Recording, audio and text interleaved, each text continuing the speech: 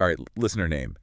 Ever walk into a room and feel that, like, wave of awkward silence? Oh, yeah. Or try to explain something perfectly and the words they just won't cooperate. We've all been there. Yeah, That's where the magic of idioms comes in. it really is. Yeah. Today, we're diving into the fascinating world of everyday English idioms. We'll unpack their hidden meanings, Yes. and we'll discover how these quirky phrases add color and personality to our language. And you might be surprised to learn they often reveal fascinating glimpses into history and culture too. Exactly. It's like they're little time capsules, Mm-hmm. carrying traces of the past into our everyday conversations. Speaking of time capsules, let's start with an idiom that has surprisingly deep roots. Okay. Spill the beans. Oh, good one. Yeah. I use this one all the time, but I've never actually Yeah. thought about where it comes from. Well, buckle up, Okay. because one theory takes us all the way back to ancient Greece and their voting system. Imagine this. Instead of paper ballots, they used beans. What? White beans meant yes. Black beans meant no. Wait, seriously? Yeah. They voted with beans. That's amazing. It's true. And you can probably guess where this is going. Okay. If someone accidentally knocked over those voting jars, well, they literally spill the beans Uh-huh. and reveal the election results before anyone was supposed to know. Wow. I had no idea. Suddenly, spill the beans seems so much more dramatic. It's like a mini scandal waiting to happen. Exactly. Sure. And that perfectly captures the essence of the idiom, right? It does. It's about revealing a secret, often unintentionally, and the impact that can have. It's not just about sharing information. Right. It's about the ripple effect of that revelation. And while spill the beans is the classic phrase, I feel like I hear spill the tea a lot more these days, especially online. Is that just me? You're definitely onto something. Okay. Spill the tea is like the modern day equivalent, especially popular with younger generations. It's fascinating how language evolves and adapts, but the core meaning, that act of revealing juicy gossip or confidential information, stays the same. It's like a linguistic relay race. Each generation passes the baton, adding their own spin on the language. Precisely. And speaking of adding a spin on things, let's talk about another idiom that uses a vivid image. Break the ice. Oh, I love that one. Yeah. It's like taking that awkward, stiff atmosphere and just shattering it.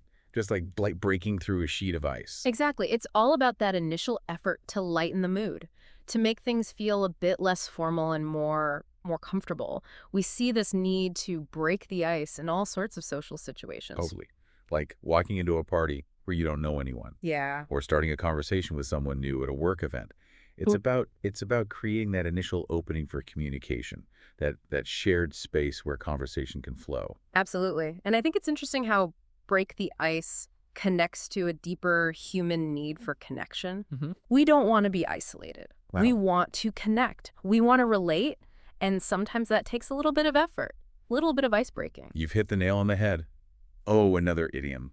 And a perfect segue to our next one. Perfect. Hit the nail on the head.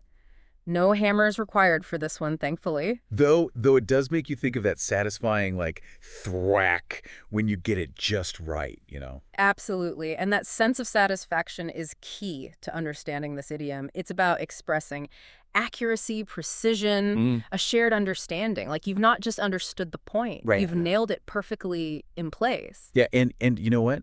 It's not just about being right either. It's that feeling of being understood, Right. of being on the same wavelength with someone. Yeah. It's like you've both hit that same nail right on the head. That's such a great point. It speaks to our desire for clarity and shared understanding, which is so essential for effective communication. And it makes you wonder, right, if this idiom might also reflect how much we value precision, especially in crafts, where getting things exactly right is so important. Absolutely. Think about carpentry, for example. If you're building something, every nail has to be hammered in just right for the structure to be sound. That's so true. It's like those seemingly simple phrases hold so much more meaning when you dig a little deeper. They really do. And speaking of digging deeper, our next idiom takes us down a much more lighthearted path. Let's talk about piece of cake. Ah, yes. This one always makes me crave dessert, even though it has nothing to do with actual cake, usually. Unless, of course, you're celebrating acing that test or breezing through a task. All right. But you're right. It's not about the literal cake. It's about that feeling of ease, of something being incredibly simple and straightforward. Exactly. It's like saying, oh, that, no big deal, it was a piece of cake. Even if, behind the scenes, it took a bit more effort than you're letting on.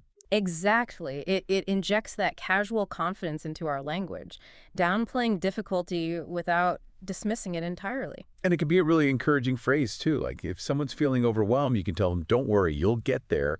Once you get the hang of it, it'll be a piece of cake. Precisely. It offers reassurance without minimizing their effort or the challenge they're facing, and it kind of makes you want to go grab a slice of cake, just for good measure. You know what?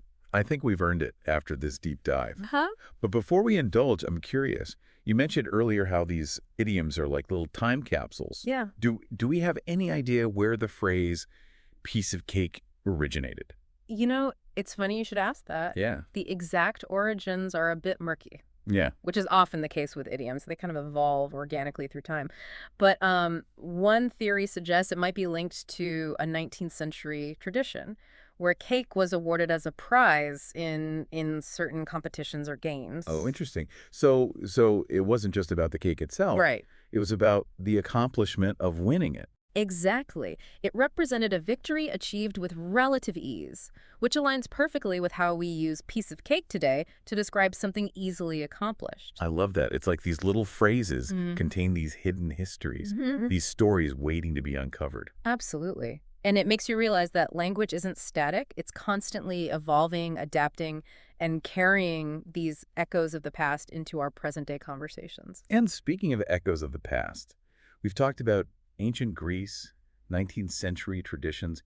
Do any of these idioms have more modern origins? Well, as we mentioned earlier, spill the tea definitely falls into that category. True. I wonder if future generations will look back on spill the tea and think of it as an old-fashioned saying, the same way we might think of spill the beans now. Who knows? That's the beauty of language. It's a living, breathing entity, constantly evolving and shaped by the people who use it. But it does make you wonder what other linguistic treasures we've inherited without even realizing it. It really makes you appreciate that there's always something new to learn about language. Yeah. Even something as familiar as everyday idioms. Absolutely. Yeah. And I think that's what makes this exploration so fascinating. These idioms are more than just figures of speech. Right. They're reflections of who we are, how we communicate, and how we make sense of the world around us. So listener name, what can you take away from this deep dive? Well, hopefully the next time you're about to say something is easy. Yeah. You might consider swapping it out for a piece of cake.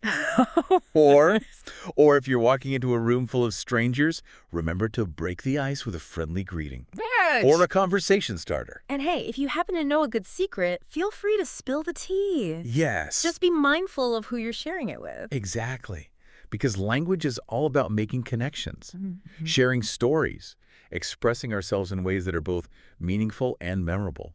And who knows? Yeah. Maybe someday, some of the phrases we use today will become those time capsules Right. that future generations will uncover and try to decode. Now, wouldn't that be fun? To leave our own linguistic legacy behind. I'll leave you with that thought, listener name. Until next time, happy language exploring.